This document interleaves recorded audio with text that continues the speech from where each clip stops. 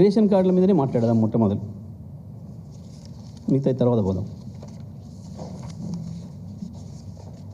Ration కార్డులు గత ప్రభుత్వ హయాంలో, కేసీఆర్ ప్రభుత్వ హయాంలో ఒక్కటి కూడా ఇవ్వలేదు. ఇప్పుడు మేము వచ్చినాకనే ఇస్తున్నాం 10 ఏళ్ళ తర్వాత. అసలు రేషన్ కార్డులు ఇవ్వటం ఏంది, ఇంకా రేషన్ కార్డుల కొరకు ఎదురు చూడ అయిన తర్వాత మాట్లాడతా. కానీ మేము రేషన్ కార్డులు ఇచ్చినాం మా ప్రభుత్వ హయాంలో అని చెప్పడానికి నీ బట్టి విక్రమార్క సాక్ష్యం. మీ బట్టి విక్రమార్క మూతికి గుడ్డ కట్టుకొని పంచుతున్న చూడు రేషన్ కార్డులు. ఏ కాలంలో?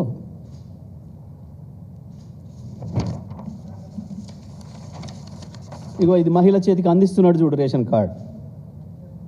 దాంట్లో రాసి ఉన్నది, అసెంబ్లీలో కాంగ్రెస్ ఫ్లోర్ లీడర్ బట్టి విక్రమార్క గారు 7వ తారీఖు జూలై 26,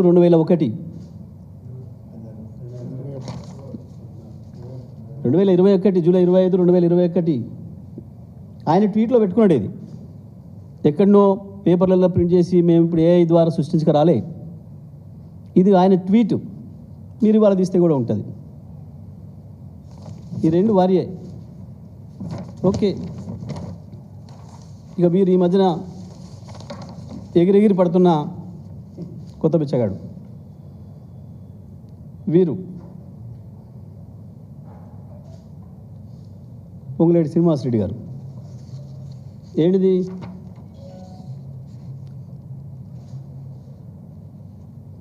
శ్రీనివాసరెడ్డి అలియాస్ సీనన్న, Khammam, ex-MP, TRS state leader. Okay కదా? ఇవి మేము సృష్టించినవి, మా ఏఐతో సృష్టించినవి కావు కదా.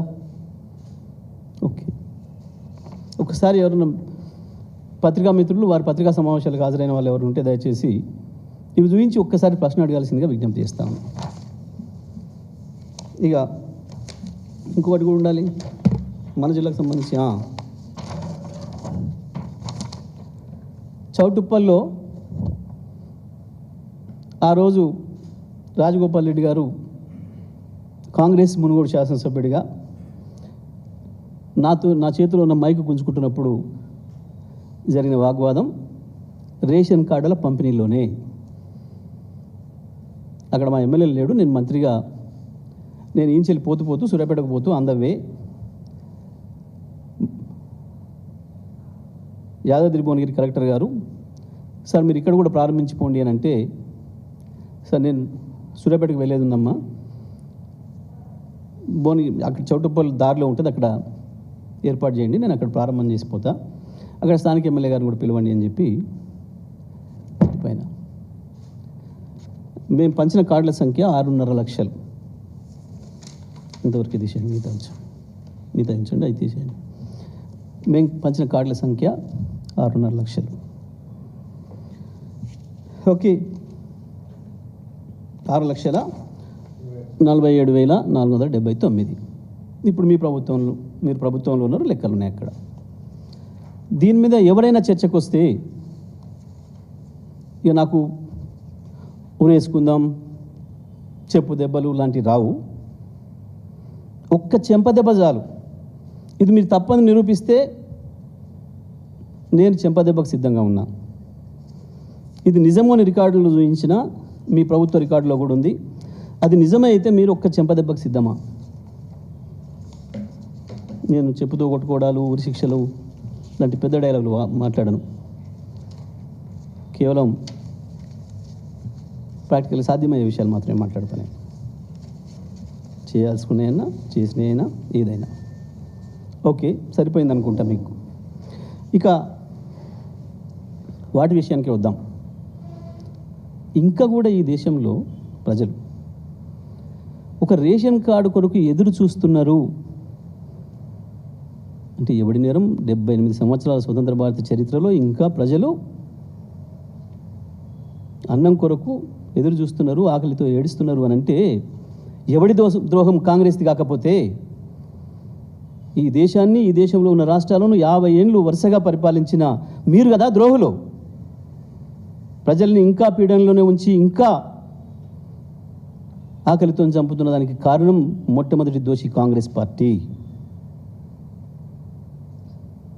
రెండవ దోషి ఇవాళ నీ చీకటి గురువు మోడీ బీజేపీ. ఇవాళ నీ బహిరంగ గురువులు బహిరంగ పార్టీ నువ్వున్న పార్టీ కాంగ్రెస్ అయితే మొదటి ద్రోహి, రెండవది వాళ్ళు ఈ దేశాన్ని వెళ్ళిన వాళ్ళు. సిగ్గుండాలి. ముఖ్యమంత్రి పోయి ఓ రేషన్ కార్డు పంచే కార్యక్రమం దానికి ఇంకా గొప్ప చేసినట్టు ఎదురు చూసిండ్రు. ఎక్కడికి పోయినా కేసీఆర్ వస్తే ఎదురు చూద్దరు ప్రజలు. కేసీఆర్ మా ఊరికి రావాలని కోరుకుందరు. ఎందుకు? ముఖ్యమంత్రి వస్తే మా ఊరికి ఏదన్నా ఇచ్చిపోతాడు, కొత్తగా ఏదైనా లాభం జరుగుతుంది అనే భావన. ఒక ప్రధానమంత్రిని రమ్మని అడుగుతారు ఒక రాష్ట్రానికి. ఎందుకు అడుగుతారు?